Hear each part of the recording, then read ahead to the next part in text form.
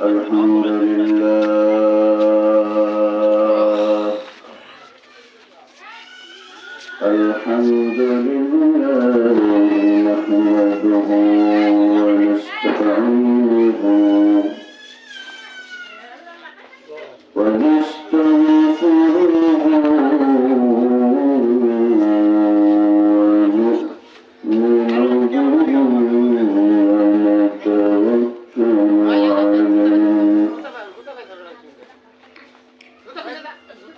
ونشهد أن لا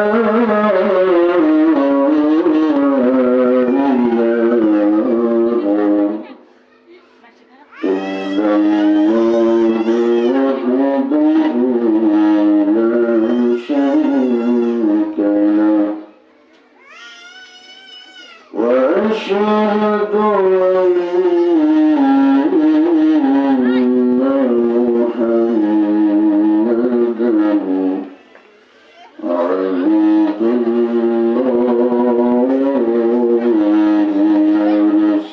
ورسوله أما بعد فقد قال الله تعالى في شأن حبيبه ومحبوبه مخبرا وآمرا إن الله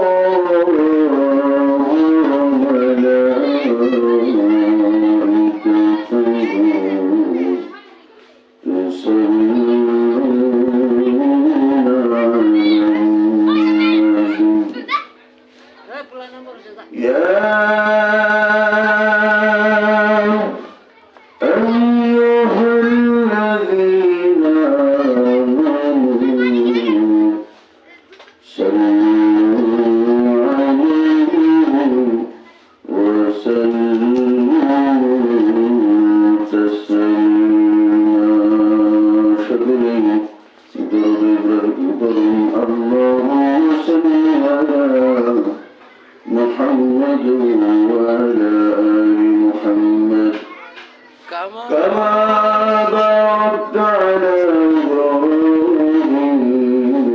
إبراهيم وعلى آل إبراهيم إنك حميد مجيد اللهم بارك على محمد وعلى آل محمد كما باركت على إبراهيم وعلى آل إبراهيم إنك حميد مجيد بلغ العلا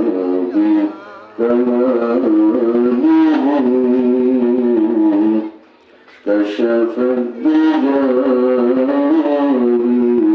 بجماله حسنت جميع خصاله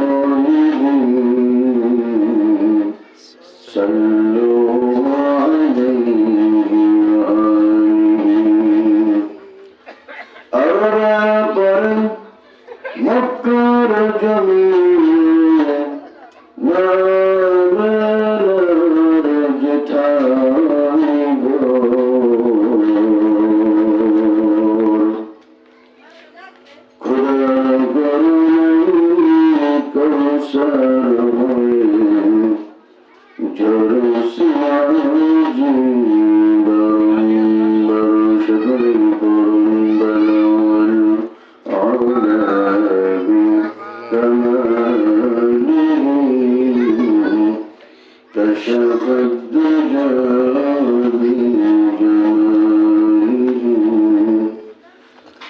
كملت جميع خصاله صلوا عليه وآله মানুষের মাঝে মানুষের জন্মনি মানুষের মন করিয়া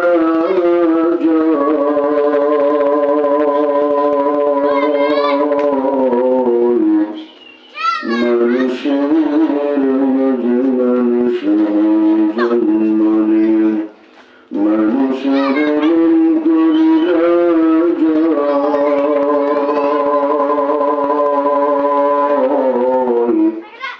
আদর দিয়া ভালোবাসা দিয়া মন্ত্র দিয়ে নয় লা ইলাহা ইল্লাল্লাহ লা ইলাহা ইল্লাল্লাহ লা ইলাহা ইল্লাল্লাহ আসমানের মালিক যে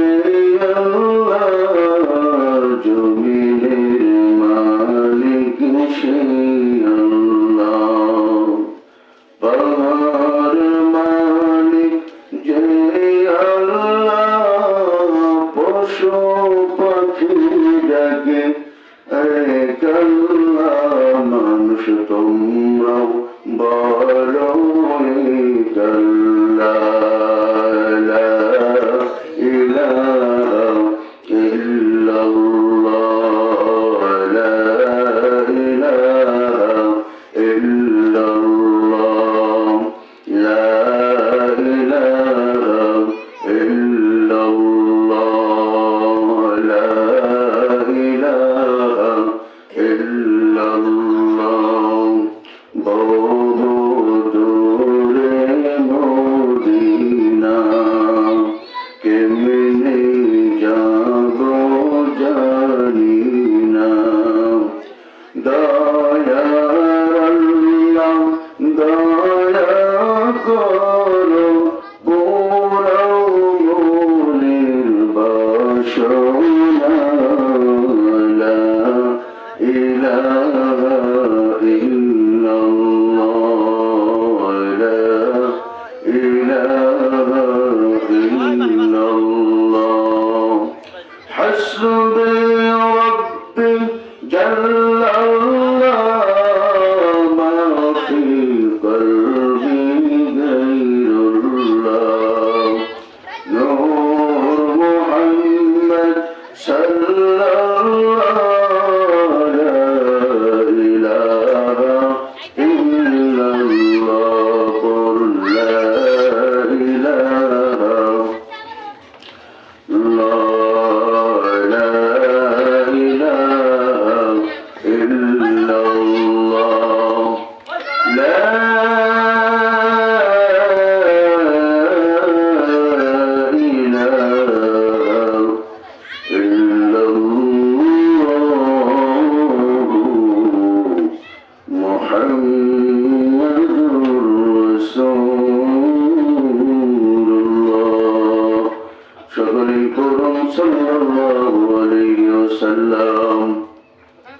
আলহামদুলিল্লাহ আল্লাহ তাআলা দরবারে শুকরিয়া যে মহান রব্বুল আলামিন আমাকে আপনাকে অত্যন্ত ভালোবাসে বড় মায়া করে আদর করে যে আল্লাহ তাআলা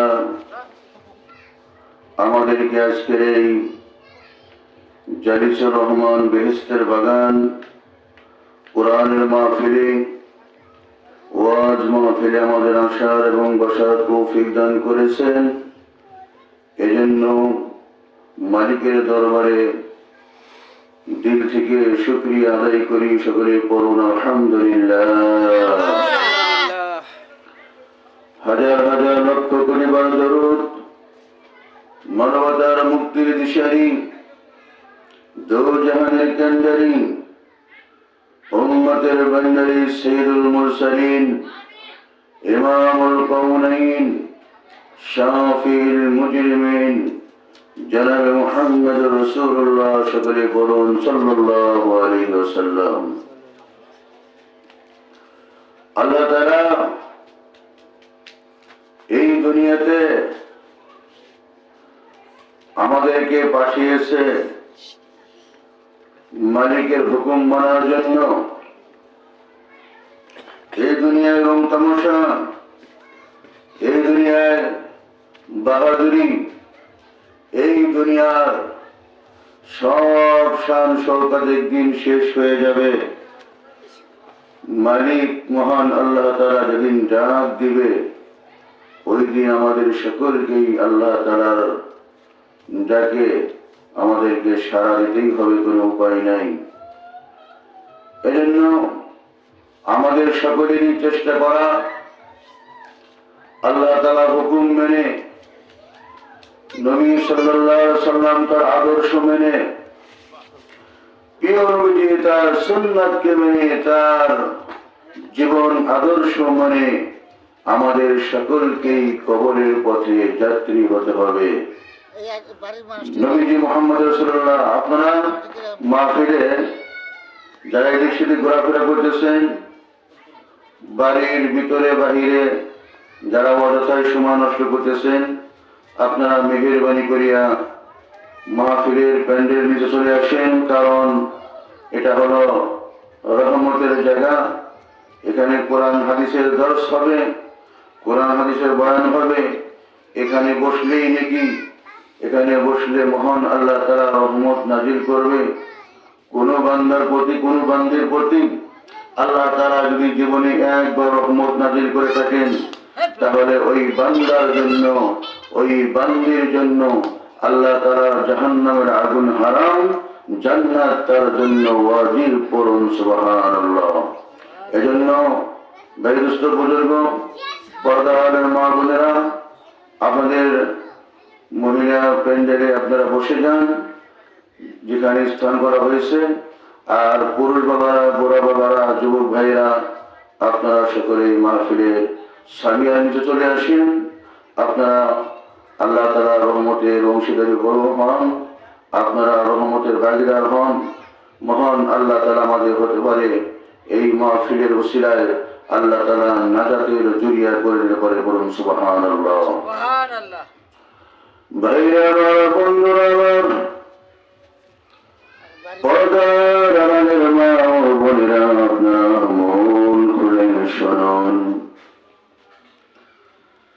এই পৃথিবীতে যত মানুষকে আমরা নাতা মেনেছি, এই পৃথিবীতে আমরা দুনিয়াতে যত মানুষকে আমরা মহান মনে করেছি,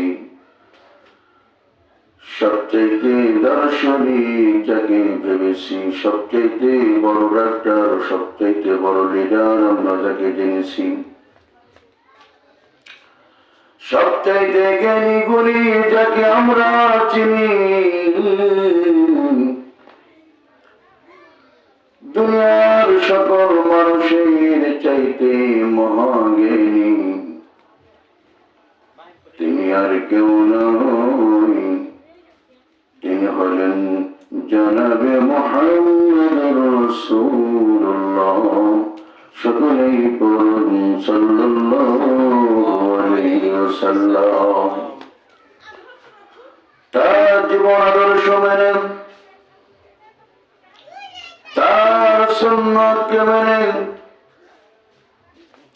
আমাদের সকলকে আমাদের নবীর ভালোবাসা, নবীর প্রেম বুকে নিয়ে কবরে যেতে হবে বাজান।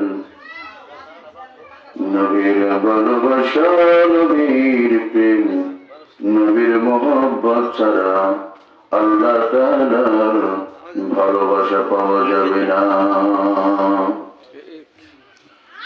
মহান রব্বুল আলামিন বলেন, কুল ইন কুনতুম তুহিব্বুনাল্লাহ ফাত্তাবিউনি ইউহিব্বুকুমুল্লাহ ওয়ায়াগফির লাকুম যুনুবাকুম। আল্লাহ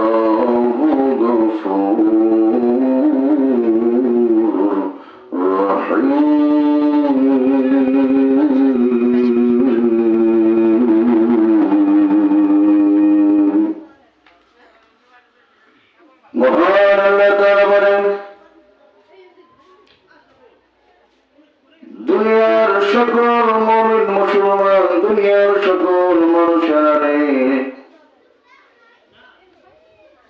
তোমরা যদি আমার নবীকে ভালোবাসতে চাও, আমার নবীকে মহব্বত করতে চাও, তাহলে আমার নবী আদর্শ মেনে চলো। নবী যেভাবে সংসার করছে সেইভাবে সংসার করো। নবী তার স্ত্রীদের সাথে যেভাবে ব্যবহার করেছে, নবী তার স্ত্রীর সাথে যেভাবে সম্পর্ক বজায় রেখেছে, আত্মীয়র সাথে সুসম্পর্ক তৈরি করেছে, নবী যেভাবে ব্যবসা করেছে, নবী যেভাবে নামাজ পড়িয়েছে, নবী যেভাবে রাষ্ট্র পরিচালনা করেছে, তোমরা সকলেই নবীর আদর্শবান হয়ে যাও। বলুন সুবহানাল্লাহ। ইন কুনতুম তুহিব্বুনাল্লাহ ফাত্তাবিউনি ইউহিব্বুকুমুল্লাহ। নবীর অনুসরণ অনুকরণ করো। মুফাসসিরে কেরাম বলে শুধু অনুসরণ অনুকরণ করলে হবে না, পদঙ্গ অনুসরণ অনুকরণ করতে হবে। অর্থাৎ পদঙ্গ অনুসরণ অনুকরণ মানে আল্লাহ নবীজি যেভাবে পা ফেলেছে সেভাবে পা ফেলার চেষ্টা করো। আল্লাহ নবীজি যেভাবে সংসার চলিয়েছে, রাষ্ট্র চলিয়েছে, আল্লাহ নবীজি যেভাবে সমাজ ব্যবস্থা করে গেছে, আল্লাহ নবীজি যেভাবে শিক্ষার ব্যবস্থা করে গেছে, মুহাম্মদ সাল্লাল্লাহু আলাইহি সাল্লামের আদর্শে তোমরা সেইভাবে চলো।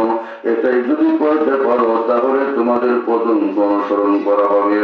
আর প্রিয় নবীকে পদঙ্ক অনুসরণ করা মানে নবীকে মহব্বত করা, নবীর সুন্নতের আমল করা মানে নবীকে মহব্বত করা।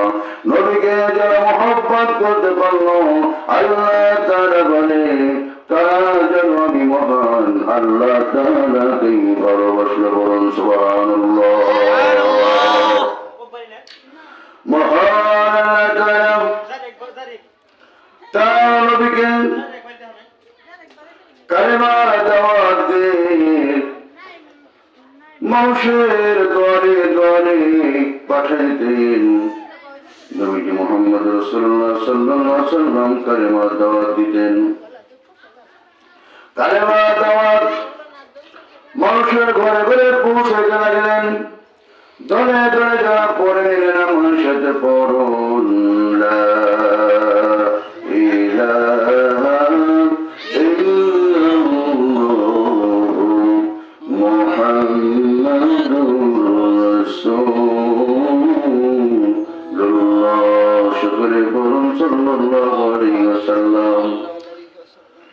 নবীকে ভালোবাসেন এক সাহাবী, সকল সাহাবী তো ভালোবাসত নবীকে। এক নজর দেখার জন্য সকলে পাগল করা হয়ে যেত। প্রিয় নবীজি মুহাম্মদকে দেখার জন্য সাইয়েদনা হযরত আবু হুরায়রা রাদিয়াল্লাহু তাআলা আনহু অর্থাৎ দৌড়াইতেছে দৌড়াইতেছে দৌড়াইতেছে দৌড়াইতেছে। আবু হুরায়রা রাদিয়াল্লাহু তাআলা আনহু সাহাবী সোজা রাস্তা দিয়ে গেলে অনেক দেরি হবে, নবীর সাক্ষাৎ পাইতে দেরি হবে। এজন্য বাঁকা বাঁকা রাস্তা দিয়া কানাকানি অর্থাৎ কোনাকুনি দিয়া বিশ্ব নবীজির দরবারে বাগান পার হইয়া খাল বিল পার হইয়া দয়াল নবীজি মুহাম্মদুর রাসূলুল্লাহর কাছে সাক্ষাৎ দিলেন। বলুন সুবহানাল্লাহ। আবু হুরায়রা রাদিয়াল্লাহু তাআলা পেরেশান, চুলগুলো উস্কো খুশকো হয়ে গেছে, দাড়ি মোবারকে ময়লা জমে আছে।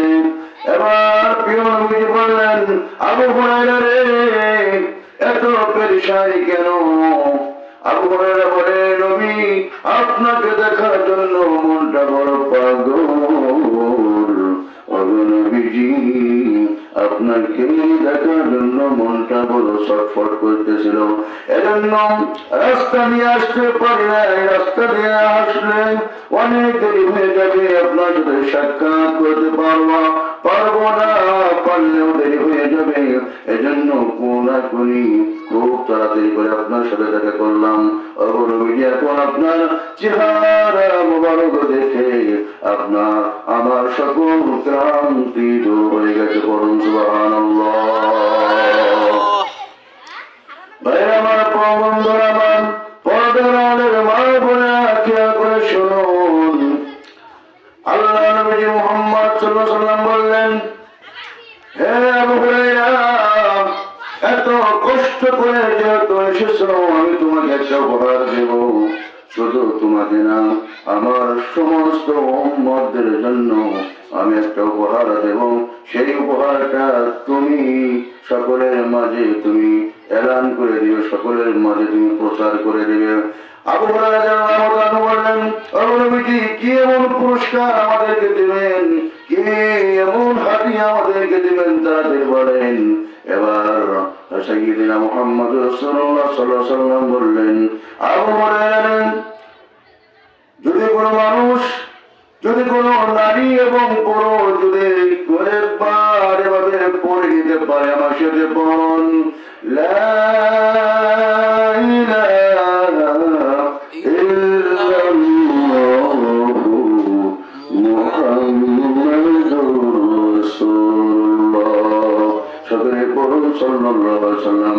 অর্থাৎ যে ব্যক্তি একবার কালেমা পড়বে, আল্লাহ রাসূল বলতেছে, আমি ঘোষণা করলাম লোকটার জন্য জাহান্নাম মাফ হয়ে যাবে, লোকটার জন্য জান্নাত ব্যবস্থাখানা তার জন্য রেডি হয়ে যাবে। বলুন সুবহানাল্লাহ।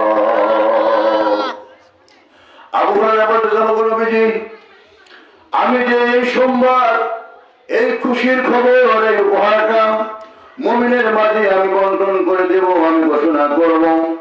মানুষ যদি আমাকে মিথ্যা বলে, মৃত্যু বলে, তাহলে আমি কি করব?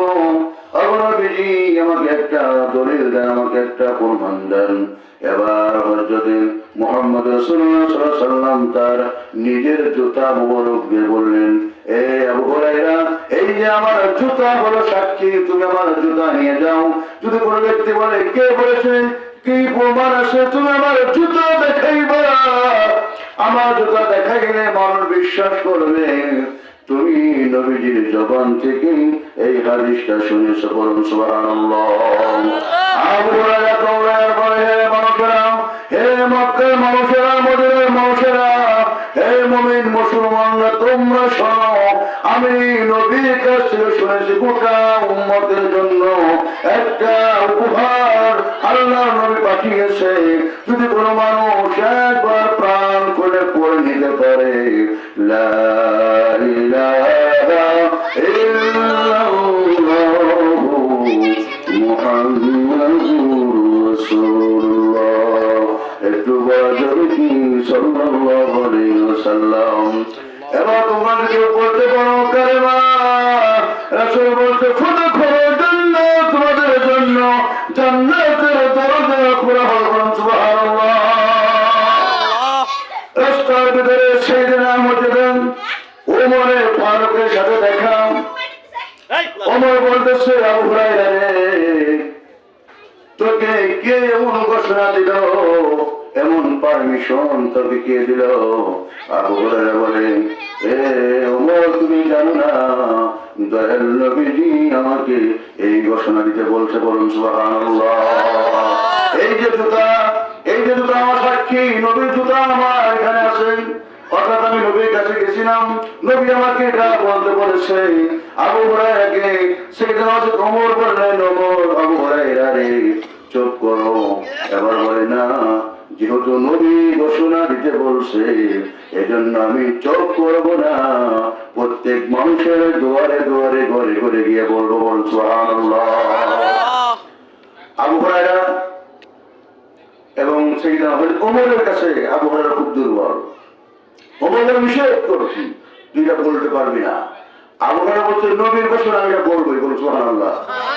সেই জন্য একটা ধাক্কাতে পাইছে। আল্লাহু আকবার। এবার আবু হুরায়রা মাটিতে পড়ে গেছেন। আবু হুরায়রাকে এভাবে ধরে বিশ্বনবী মুহাম্মদ রাসূলুল্লাহ সাল্লাল্লাহু আলাইহি ওয়াসাল্লামের কাছে নিয়ে গেলেন। ও নবীজি, আপনি নাকি বলেছেন পৃথিবীর কোন মানুষ যদি একবার কালেমা পড়ে তাহলে তার জন্য জান্নাত ও জাহান্নাম হারাম হয়ে যাবে। আল্লাহ নবী বললেন, হ্যাঁ কথা আমি বলেছি এবং প্রমাণ স্বরূপ আমার জুতা মুবারক আবু হুরায়রাকে দিয়েছি। সেই দিন হযরত ওমর রাদিয়াল্লাহু আনহু বললেন, ওগো নবীজি, আপনি সহজ সরল মানুষ, আপনি খুব ভালো মানুষ, আপনার মতো ভালো মানুষ পৃথিবীতে আর নাই, আর হবেও না। ওগো নবীজি, আপনি ঘোষণা বন্ধ করে দেন, কারণ মানুষ দিয়ে একবার কালেমা পড়লেই জান্নাতবাসী হয়ে যায়, দুষ্টবাসী হয়ে যায়। মানুষ নামাজ পড়বে না, মা বাবাকে সম্মান করবে না, মা বাবার খেদমত করবে না, বড়দেরকে সম্মান করবে না, দান করবে না, শ্রদ্ধা করবে না, মানুষ মানুষের সাথে ভালো ব্যবহার করবে না, বেচা কেনায় বেজাল করবে, মালের ভিতরে বেজাল দেবে, খাদ্যের ভিতরে বেজাল দেবে, মিথ্যা বলবে, চগলখড়ি করবে, বাটপাই করবে, মানুষ ওজনের কম দিবে, মানুষকে ঠকাবে। ওগো নবীজি, যদি একবার কালেমা পড়লে জান্নাত পাওয়া যায় তাহলে এই সমস্ত অপকর্মগুলো মানুষ করবে আর করে দিবে লা ইলাহা ইল্লাল্লাহু মুহাম্মাদুর রাসূলুল্লাহ সাল্লাল্লাহু আলাইহি ওয়াসাল্লাম। ভাইরা আমার, বন্ধুরা আমার, নবীর চাইতে কি আবু হুরায়রা জ্ঞানী বেশি নাকি হযরত ওমর জ্ঞানী বেশি নাকি? নবীর চাইতে হযরত ওমরের জ্ঞান বেশি নয়, কিন্তু বাজান নবীজি চিন্তিত হয়ে গেলেন, আমি তো এরকম ভাবে চিন্তা করে দেখি নাই। একবার কালেমাই পড়লে যদি মানুষ জান্নাতবাসী হয়ে যায় তাহলে মানুষ আমল ছেড়ে দিবে, সুবহানাল্লাহ বলবে না, আলহামদুলিল্লাহ বলবে না, মসজিদে তালা চলে যাবে, মসজিদে যাবে না। রাসূল সাল্লাল্লাহু আলাইহি ওয়াসাল্লাম গভীর চিন্তায় চিন্তিত হইতেছেন। আল্লাহ তাআলা হযরত জিবরাইলকে পাঠিয়ে দিলেন, জিবরাইল যা আমার বন্ধুর কানে কানে গিয়ে বল, ওগো নবীজি, আবু হুরায়রা যে কথা বলেছে এই কথা আপনি রায় দিয়ে দেন, বলুন সুবহানাল্লাহ। আবু হুরায়রা কথা বলতে রায় দেন, কিন্তু হযরত ওমর রাদিয়াল্লাহু তাআলা যে কথা বলছেন এই কথায় আপনি আমল করে দেওয়া কাজ। কালেমা পড়লে নামাজ লাগবে, কালেমা পড়লে জান্নাতে যাওয়া যাবে না, কালেমা পড়লে নামাজ লাগবে, কালেমা পড়লে মানুষের সাথে সৎ ব্যবহার করতে হবে, কালেমা পড়লে আপনাকে দান শ্রদ্ধা করতে হবে, কালেমা পড়লে নামাজ করতে হবে, কালেমা পড়লেই পিতা মাতার খেদমত করতে হবে, স্ত্রীদের সাথে ভালো ব্যবহার করতে হবে, সন্তানদের সাথে ভালো ব্যবহার করতে হবে, নেকির কাজ করতে হবে, কালেমা পড়লে সুদ ছাড়তে হবে, কালেমা পড়লেই মানুষের উপরে জুলুম করা যাবে না, কালেমা পড়ার সাথে সাথে সকল অপকর্ম ছেড়ে দিতে হবে। অর্থাৎ কালেমার সাথে যত নেক আমল আছে সব নেক আমলগুলো এক করতে হবে, বলুন সুবহানাল্লাহ। ভাই আমার, বন্ধুরা আমার, পর্দার মা বোনেরা, এজন্য রাসূলের আদর্শে আদর্শিত হয়ে প্রিয় নবীর মহব্বত করে যাইয়া কবরে যাও, আর দুই নবীর মহব্বত ছাড়া কবরে যাও, কবরে কিন্তু ঠাই হবে না, ওই কবরে মাওলা আযাব ছাড়া শান্তির কোনো ব্যবস্থা করবে না। আল্লাহ নবী মুহাম্মদ সাল্লাল্লাহু আলাইহি ওয়াসাল্লাম সফর থেকে আসলেন। নবীজির অভ্যাস ছিল সফরে যাওয়ার সময় প্রিয় তার কন্যা সাইয়েদনা হযরত মা ফাতেমা রাদিয়াল্লাহু তাআলা আনহার সাথে দেখা করতেন, আবার সফর শেষ করে আবার সাইয়েদনা মা ফাতেমা রাদিয়াল্লাহু তাআলা আনহার সাথে দেখা করতেন। আল্লাহ সাল্লাল্লাহু আলাইহি ওয়াসাল্লাম সফর শেষ করেন, শরীর ক্লান্ত, শরীর ক্ষুধায় অস্থির হয়ে গেছে। সাইয়েদনা মুহাম্মদ রাসূলুল্লাহ সাল্লাল্লাহু আলাইহি ওয়াসাল্লাম মা ফাতেমার দরজায় নক করলেন। অর্থাৎ অন্য দিনের মতো, অর্থাৎ বাবা বাড়িতে পাড়া দিলে এবার টের পাইতো মা ফাতেমা, কিন্তু আজকে দরজায় কড়া নাড়ানোর পরেও মা ফাতেমা দরজা খোলে না। আল্লাহ নবী নিজে থেকে বললেন, হে মা ফাতেমা, আমি তোমার বাবা মুহাম্মদ, তুমি দরজা খোলো, তোমাকে এক নজর দেখার জন্য আমি আসছি। আমার পেটে বড় ক্ষুধা, শরীরটা বড় ক্লান্ত, তোমাকে এক নজর দেখি আমার চোখের শীতলতা, আমার মনের অস্থিরতা দূর করতে চাই, বরং সুবহানাল্লাহ। মা ফাতেমা রাদিয়াল্লাহু তাআলা বললেন, ওগো বাবা, দরজা খুলতে পারবো না, কারণ আপনি আমার বাবা, আমার কাছে যে পরিমাণ কাপড় আছে, আমার আমার পেট ডাকলে পেট ডাকে না, আমার লজ্জাস্থান ডাকলে মাথা ডাকে না, মাথা ডাকলে লজ্জাস্থান ডাকে না। ও বাবা নবীজি, এই মুহূর্তে আপনার সাথে সাক্ষাৎ দেওয়া আমি ফাতেমার জন্য আমি কোথাও সম্ভব হয়ে যাবে, আমি দেখা করতে পারবো না। নবীজি বললেন, মা ফাতেমারে, তোমার সাথে দেখা না করে আমি পৃথিবীর কোন মানুষের সাথে দেখা করবো না, বলুন সুবহানাল্লাহ।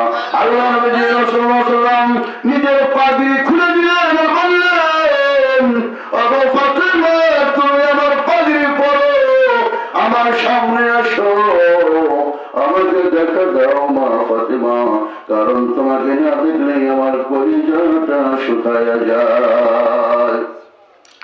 আল্লাহ নবীজি মা ফাতেমাকে দেখলেন, দৌড়ায় ইমাম হাসান হুসেন আসলেন, এবার বলেন, নানা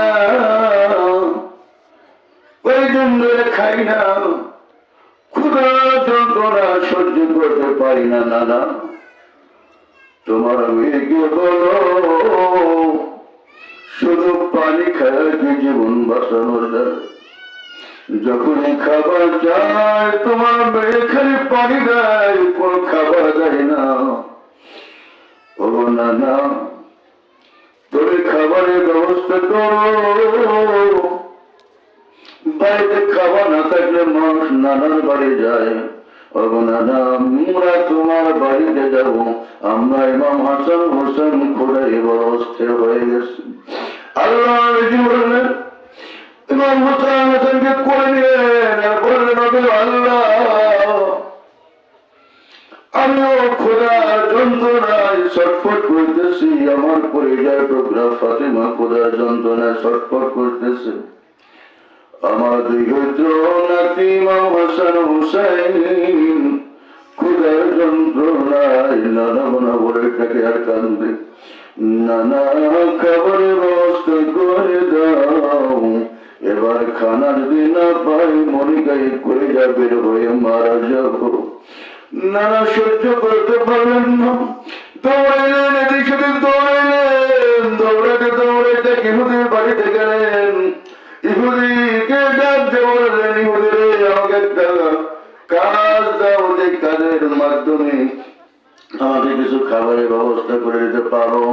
এবার ইহুদি বললেন, কুয়া থেকে পানি তুলতে পারবে? আল্লাহ সাল্লাল্লাহু আলাইহি ওয়াসাল্লাম বললেন, কুয়া থেকে আমি বালতি ভরে ভরে পানি উঠাইতে পারবো। কুয়া থেকে বালতি ভরে ভরে পানি উঠায় বাগানে যায়, দীর্ঘক্ষণ পানি দিতে দিতে কুয়া থেকে পানি উঠাইতে উঠাইতে আল্লাহ নবীজির হাত মুবারকে দাগ হয়ে গেল, লাল হয়ে গেল। আল্লাহ নবীজি কাছ থেকে হঠাৎ করে বালতির কুয়া থেকে উঠে, অর্থাৎ আল্লাহ নবীর হাত থেকে বালতিটা পরে কুয়ার নিচে পড়ে গেল। ইহুদির সাথে সাথে চিন্তা করলো না, দয়াল নবীকে মায়া করলো না, সাথে সাথে দয়াল নবীজির চেহারায় পয়সাকে থাপ্পড় মাইরে দিল। আল্লাহ নবীজি ইহুদির হাতটা ধরে বলে, ইহুদি রে, তুমি কি ব্যথা পেয়েছো?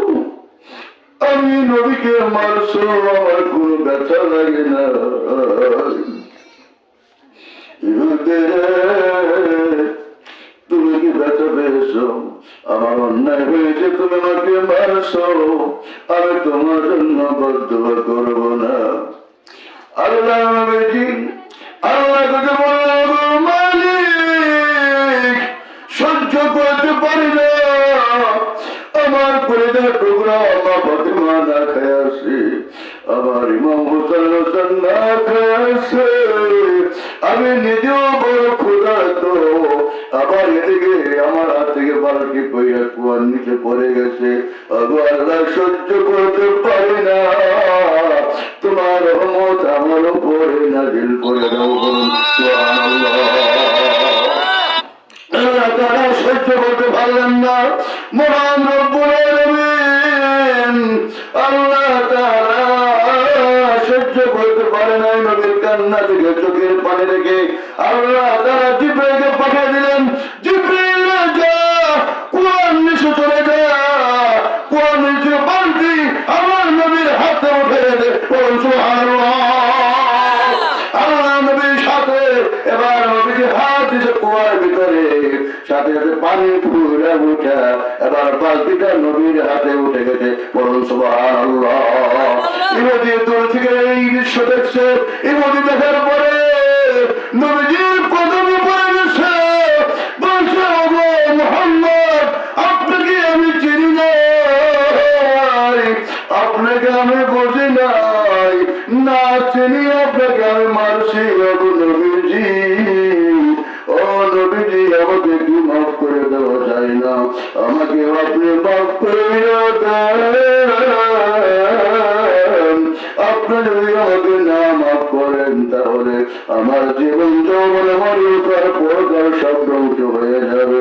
ও নবীজি, যত খাবার লাগে যে খেতে আছে, যত খাবার আছে সব খাবার নিয়ে যান, আমাকে মাফ করে দেন।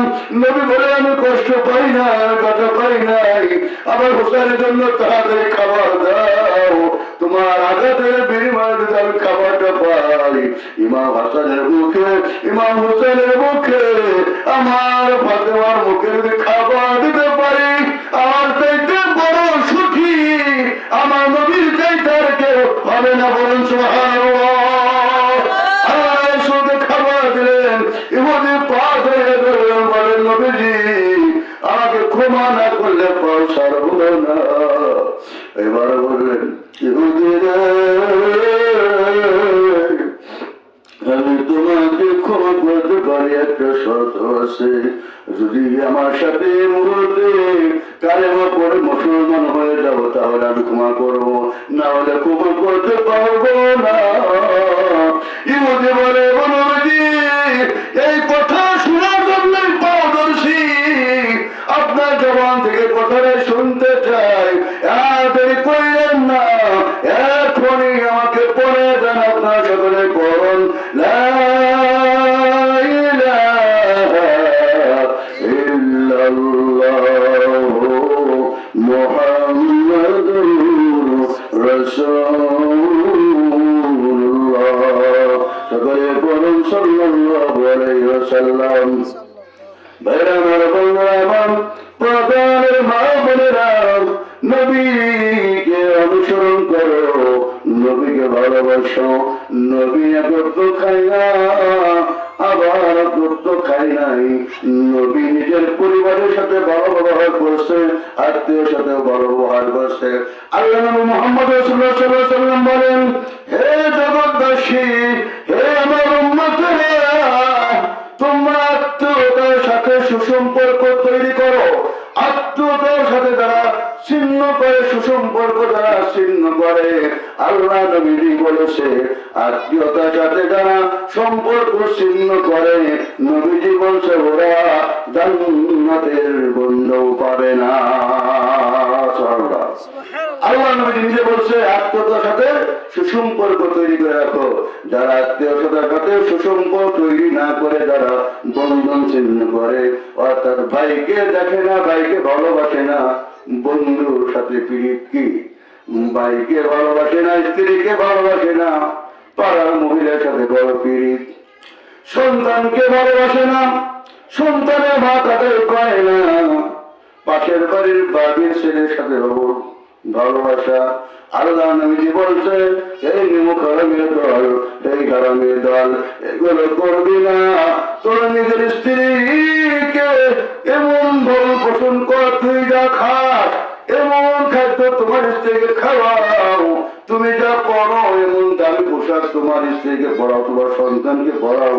আল্লাহ নবীজি বলছেন যারা স্ত্রী সন্তানের জন্য, যারা স্ত্রী সন্তানের জন্য, মা বাবার পরিবারের জন্য যারা খরচ করে, যে টাকা পয়সা গুলো ব্যয় করে, এই টাকা পয়সা গুলো দিনের রাস্তার জন্য, যুদ্ধের ময়দানে দিন কায়েমের জন্য ওখানে যদি দান করত, যেই সব হতো, আল্লাহ নবী বলেন পরিবারের ভরণ পোষণ করার জন্য যেই টাকা খরচ করলো, যে পয়সা খরচ করলো, যে সম্পদ খরচ করলো, যে চরম নিল, আল্লাহ নবীজি বলে অত বড় টাকা আল্লাহ রাস্তায় দান করার সওয়াব আমল নামায় দিয়ে দিয়ে বলুন সুবহানাল্লাহ। এই জন্য আমরা সকলের সাথে ভালো ব্যবহার করবো, নবীর আদর্শ মেনে চলবো, নবীর সুন্নতকে আমরা আঁকড়িয়ে ধরবো। এই জন্য বাজান আমরা নবী যে কাজ করে না এই কাজ আমরা করবো না, নবী যে পথে চলছে পথে আমরা চলবো। আমরা জিলানি আব্দুল কাদের জিলানি বলে কত গান গায়, কত গান শুনি, জিলানি জিলানি জিলানি তিনি হলেন আব্দুল কাদের জিলানি। কত ঘটনায় আব্দুল কাদের জিলানি শুনতেন, কিন্তু আব্দুল কাদের জিলানি বড় পীর, যে কি আমল করছে, নবীকে কি ভালোবাসে, এটা আপনারা শোনেন নাই। আব্দুল কাদের জিলানী বড় পীর মাহবুব সোহানি কুতুব রব্বানী, রমজান মাস আসার আগে খাদেমকে বললেন, খাদেম রে এবার আমার সাথে বাজারে চলো, রমজানের বাজার করতে হবে, ইফতার তৈরি করতে হবে, ইফতারের জন্য ঘরের জন্য খাবারের ব্যবস্থা করতে হবে। আব্দুল কাদের জিলানী রহমতুল্লাহ আলাইহি বড় পীর, তিনি বাজারে গেলেন, বাজারে যাওয়ার সাথে সাথে কোনো সদাই না করে খুব তাড়াতাড়ি করে আবার তার হুজরাখানায় চলে আসলেন। খাদেমও পিছনে পিছনে তো হুজুর বাজার না করে আসলেন বাজারে, কিন্তু বাজার না করে খুব তাড়াতাড়ি করে দৌড়াইয়া আবার তার হুজরাখানায় চলে গেছে। খাদেম খুব রাত, আপনার মোল্লা মানুষ, আপনার জ্ঞান কাণ্ড কম, বাজারে গেলেন, কোনো বাজার না করে কেন আবার বাড়িতে ফিরে আসলেন। আব্দুল কাদের জিলানী রহমতুল্লাহ বলে, খাদেম রে তুমি জানো না আমার মাথার ভিতরে বিষাক্ত একটা পোকা ঢুকছিল, ওই পোকাটা বাড়ি করার জন্য বাড়িতে আসছি। খাদেম জবর একটা মানুষ, বাজারে টুপিটা খুলে পাখিটা খুলে পোকাটা বাড়ি করার জন্য একটা মানুষ পাইছে, এই পোকা বাড়ি করার জন্য কি বাইরে কোনো ভাষা লাগে নাকি? মাথায় বিশুদ্ধ পোকা ঢুকতে টুপিটা খুলে পাখিটা খুলে যারা এই পোকাটা কইরে যায়। আব্দুল কাদের জিলানী রহমতুল্লাহ ধমক দিলেন, বেটা বেটা আমি রাসূলুল্লাহর এই হাদিস কখনো কোথাও পাই নাই। আমার দয়ার নবীজি বাজারে গিয়ে টুপি খুলছে কিনা, পাগড়ি খুলছে কিনা, এই হাদিস আমি এখনো পাই নাই, এখনো পড়তে পারি নাই, কোথাও পাই নাই। আমার নবীজি যদি এই বাজারে গিয়া টুপি না খোলে, আমার নবীজি যদি বাজারে গিয়া পাগড়ি না খোলে, তাহলে কিন্তু আমি আব্দুল কাদের জিলানী যে বাজারে গিয়ে টুপি করে পাগড়ি করে আমার দয়ার নবীর সুন্নতের খেলাফ হয়ে যাবে। আল্লাহ দরবারে আদালতে যদি জিজ্ঞাসা করে আব্দুল কাদের জিলানী রে নবী কোনদিন বাজারে গিয়ে টুপি করলো না, পাগড়ি করলো না, তুই কেন বাজারে গিয়ে টুপি করলে পাগড়ি করলে, ওই দিন আমি আল্লাহর আদালতে এই জবাব দেওয়ার মতো আমি আব্দুল কাদের জিলানীর শক্তি না। নবীকে এরকম মহব্বত করতে হবে, নবীর আদর্শ এভাবেই গ্রহণ করতে হবে। অর্থাৎ যেই কাজ নবী করে না ওই কাজ আমরা করবো না, যেই কাজ দিনের নবী করেছে ওই কাজ আমরা করবো, তাহলে আমাদের জন্য নাজাত। আল্লাহ রাসূলের যদি একটা সুন্নত নিয়ে বাদান কবরে যান, আল্লাহ নবীর একটা মহব্বত নিয়ে মা বোনেরা কবরে যাইতে পারেন, আশা করা যায় মালিক একটা সুন্নতের আমল রচনা করিয়া কবরের আযাব মাফ করে দিবে। বলুন সুবহানাল্লাহ। আল্লাহ তাআলা আমাদের প্রতিটা মানুষকে নবীর মহব্বত, নবীর আদর্শ মেনে চলার তৌফিক দান করুন। আমিন। ওয়াক্ত নামাজ পড়বেন, পদে থাকবেন, স্বামীর খেদমত করবেন, স্বামীর সম্পদ হেফাজত করবেন, রমজান মাসে রোজা রাখবেন, এর চাইতে বেশি করতে হবে না। আল্লাহ তাআলা এই আমলটা করলে আর কিছু প্রয়োজন নাই, মানে সরাসরি জান্নাতে ঢুকাইয়া দিয়ে বলুন সুবহানাল্লাহ। আল্লাহ তাআলা আমাদের প্রত্যেককে আমল করার তৌফিক দিন করুন, আমিন। যতগুলো মানুষ এসেছেন ওয়াজ শোনার জন্য সকলের জন্য দোয়া করি, আল্লাহ আমরা যেন হাসরের ময়দানে এইভাবে কত ধরে ধরে এইভাবে একই প্যান্ডেল সহ যেন আমরা জান্নাতে যাইতে পারি, আল্লাহ তৌফিক দাও, বলুন আমিন। আখির দাওয়ানা আলহামদুলিল্লাহি রাব্বিল আলামিন।